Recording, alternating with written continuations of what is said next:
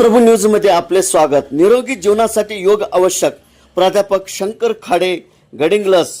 नियमित योग अभ्यास केल्याने आरोग्य सुदृढ राहतो। योग मध्ये शारीरिक व मानसिक संतुलन साधले जात असून सकारात्मक विचारासाठी वाढ होतो।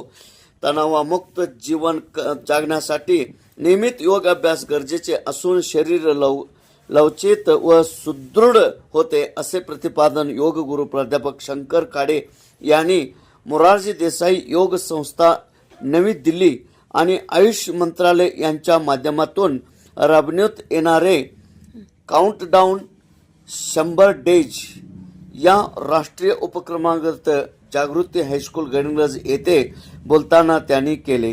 कार्यक्रमाचा अध्यक्षस्थानी मुख्याध्यापक उमेश सावंत होते। स्वागत व प्रास्ताविक संपत सावंत यांनी केले।